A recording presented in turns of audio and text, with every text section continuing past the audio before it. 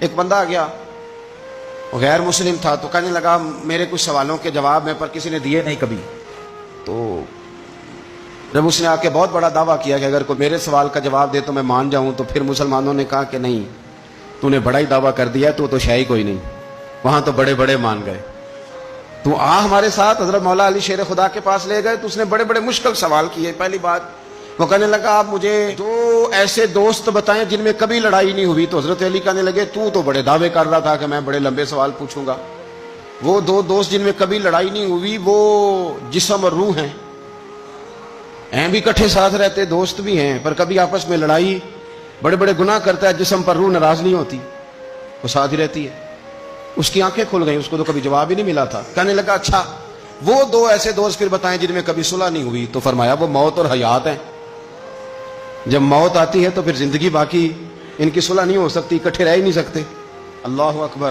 وہ کہنے لگا یہ تو کمال ہو گئی. اب وہ ذہن کھل گیا. کہنے لگا جی اور پوچھ لوں؟ فرمایا تیرا ہی دعویٰ تھا 2 پوچھنے، میں تیار ہوں، تو 100 بھی پوچھ. کہنے لگا وہ بی بی جس نے چند لمحوں میں بچہ پیدا کر دیا، فرمایا یہ بھی کوئی مشکل بات ہے؟ وہ حضرت مریم ہے.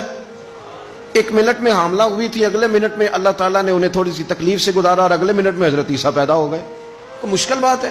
کہنے لگا جی وہ 2 چیزیں جو حرکت نہیں کرتی، فرمایا یار جلدی پوچھ، ٹائم نہ ضائع کر، جلدی پوچھ. وہ 2 چیزیں جو حرکت نہیں کرتی وہ زمین آسمان ہے.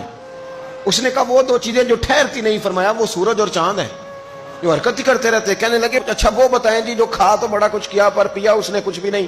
تو حضرت علی فرمانے لگے وہ حضرت موسیٰ علیہ السلام کا عصا ہے، جادوگروں کے سانپ سارے ہی کھا گیا پر پانی کا گھونٹ بھی نہیں پیا.